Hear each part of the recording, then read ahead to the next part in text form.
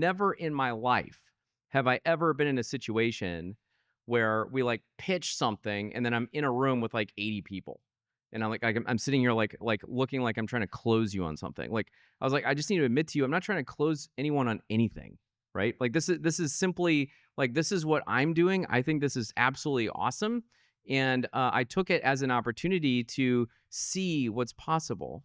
Okay, in our group, and a couple of things. One, I think this is important. I want to make sure this is not lost. This is not a pre-revenue startup. This is project financing. Okay. We already have 11 million in purchase orders. All we need is the machine like in Dallas to put it out, and we are immediately an 8-figure business, right? This is the last round that's needed in order to get 100% financing for the entire project, right? And I think that that's the critical piece that's important to me. Like if this was like A1, like those guys were doing a startup. That's why they're going to make $50 million, right? Or whatever the number is. But like it's important to me that you guys understand like this is not a pre-revenue situation, and like looking at the purchase orders was key to my diligence, and Oren went above and beyond that, and I met the guy that wrote the purchase orders. And it just echoed a lot of what he's telling you. Like I was like, look, like why would you do this? And he said, look, Jeremiah, he's like, Jeremiah's like, look, this is going to double my business. And I was like, explain. And he goes, okay, there's sort of like two things. One, he goes, the product, he goes, I work with a lot of hotels. And the fact is I'm ordering from overseas. And so the standard deviation on delivery times is like absolutely enormous. And we're trying to like build the inside of a hotel, and we don't know when the blocks are going to show up, the slabs, right? And so it's like, even like not only is it going to be faster, which is great, but I'm going to have precision in terms of the delivery date. He goes, that alone is worth all my margin. I'm like, right, got it. And he goes, and number two, the product that's coming from overseas, it's like the quality of the product is like, we don't know how it's really going to turn out until it actually shows up and we're like at the place and we're pulling out these huge heavy slabs, and all of a sudden like the colors don't match or whatever. He's like, so consistency in product and accuracy of delivery times, those two alone are going to transform what I'm able to do. But then the technology and the level of quality that we're able to deliver is above and beyond anything else. And so he's like, and he has all these ideas about how he wants to put apply the thin technology on whatever. So that it's important to me that you understand that. Now, I'm going to admit something right now in front of Oren, which is, by the way, has the SPV like terms come up at all? Like I assume not, because I haven't been in here. Okay, so here's what happened. I shared with you like in February I sent this email, and I've been sort of thinking about like how do we, like I'm doing all this other stuff on the side because I've kind of stopped acquiring companies. I did buy 2 really small ones last 12 months, but like they were small, and both of them were sub 100,000 total enterprise value, like that small, right? So just kind of small things. So but what I've been doing is this sort of fractional acquisition play. And that's how I've been kind of growing. And so we're running the lab and we're talking about like everything that I've been doing before and buying existing companies. And I'm like, well, I need to figure out a way to share what I'm doing over here, because this is also working and it's just complementing everything. And then I started getting this idea about like, what if our whole like 50,000 email list came together and we were actually able to negotiate better terms and get better access to things? And it just kind of blew my mind. And so in February, my real estate team, reached out and said, listen, we've got this little $1.35 million piece on this project. And I'm like, I love that project. And he's like, yeah, do you want to help us raise it? I'm like, yeah. So again, I sent the one email and we got $4.5 million of soft commitment. That move just gave me confidence. Okay. At the same time, I'd known about OK Stone for about a year from Jake. I saw the deal come up. I was like, oh wow, this is awesome. I whatever. I did my sort of like LP level diligence, and I invested $104,000 in February. Okay. That was a $75 million valuation. Today the A3 is at $115 million. Okay. How much have you raised on the A3 already before this arrangement? So I think we're all in, almost at 15. We're almost at 15 million. Great. A1, A2, through, yeah, but A1 was 5, right? But I mean, the point is, Yeah. it's like A3 had Yeah. already started. Oh yeah, for sure. So it started, and that's when I was like, okay, this is my shot, because I saw it was the last piece of financing before the adolescent growth. So I came out here to woo Oren. And I said, listen, I know you've got this A3 round going. I want to take it out to my audience, and here's this one little thing I did, and like I want all of it. And he was like, "You want all of it?" And I was like, "Yeah." And he said, "Okay, I'll give you all of it if you can fill it quickly, but otherwise I got a business to run, right?" And I was like, "Okay, great. One more thing. I want a higher preferred return than the A2 round." And he said, "Why?" And I said, "Because I'm going to fill it. I'm going to fill the whole round." And it was a complete bluff. I have no idea if we're going to fill this round or not. But the story made sense, and we got on. I mean, like our backgrounds are almost oddly analogous, right? Like it's kind of incredible. My book is a little better, but he has a better sense of humor, better hair, better looking. It's amazing also that the book is better, but it hasn't sold as many copies. Like, that's the weird thing. I stopped counting, man. I don't even know. But so here's the point: is I said, look, I want a higher pref. Like A2 got a 4% pref, so he agreed to a 6% pref. Okay, so we have a better pref than even the last round. Okay, then I said, look. So then I was like, okay, so now that we've established this, what I wanted, and by the way, we were having breakfast at the Westin, and I flipped the script on him. He thought it was his idea to come have breakfast with me.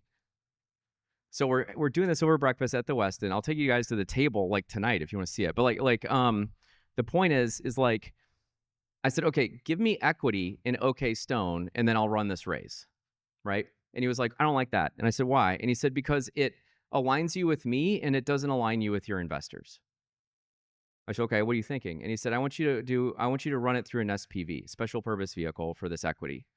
I said, okay, cool. I kind of like that, because I kind of want to, I have these private equity ambitions. So I kind of like that structure. And that way, how I'm getting compensated is transparent. So we both immediately agreed that the way that an SPV would charge would be a standard, 2 and 20 kind of private equity arrangement, right? So a 2% management fee with a 20% carry on the profit. Okay. And I said, okay, look, that's great and it's exciting. But the only way I'm going to be comfortable with it is if I can give out a 22% IRR pref to our investors. So there's a QSBS element to this deal, which means that there's tax benefits, but we have to stay in, certain things have to happen and make sure they're executed, but it's teed up for that. Okay. And it was the one diligence item that Oren and I spent like 6 weeks with like the attorneys, and like there's like a lot of questions about it. So I can't stand up here and tell you like we've locked in the QSBS, but like it looks likely. Okay, so the point is there's going to be tax benefits, but the requirement is you hold for 5 years. Okay, if we hold for 5 years, okay, to get the tax benefit at a 22% IRR pref to you guys, and I'm investing alongside with you, to us, is you triple your money. You triple your money before the SPV makes any profits. Does that make sense? If you don't triple your money, there's no profits to the SPV. There's no 80-20 split. Okay? Now, here's your thing that I don't know that I can say this, but I'm just going to say it. Okay? Maybe turn all the cameras off. Because I don't know if I can say this. We're up here explaining the 4X, right? Like, hey, it's a 4X, but like, do the math. We're raising it 115, and he's trying to grow $1 billion valuation company. That's not a 4X, is it?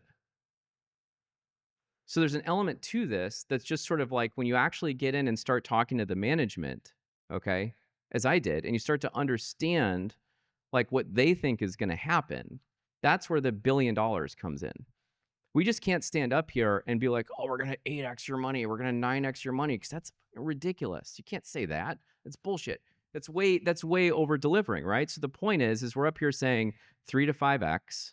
And what I'm saying is when you invest in the SPV makes zero carry, zero profits, zero performance profits on any of it unless the investors triple, right?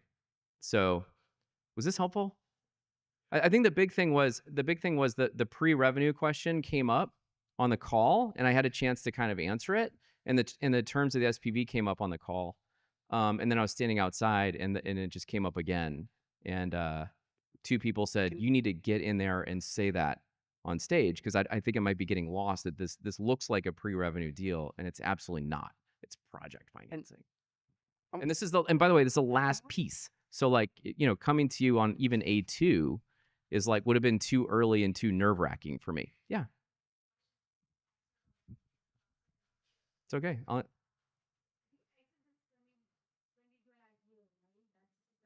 Yes and no. So as the manager of the SPV, I have full say when we actually sell.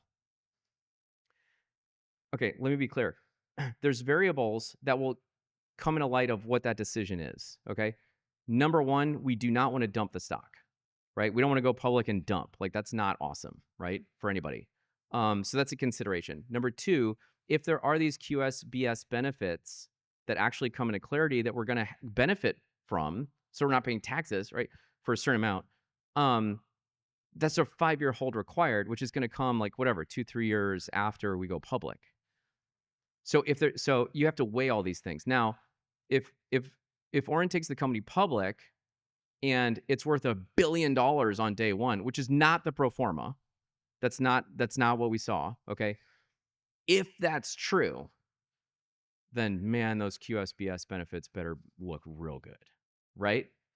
You see what I'm saying? So it's like, so we're gonna go public to get liquidity, and then it will actually be my decision whether we cash out our original investments and just pay everybody back, and then now we all are along the ride for the upside, but everyone gets their capital back, or if we hold for the whole time. Is it? Did you have another question? What's the question? And I'll ask.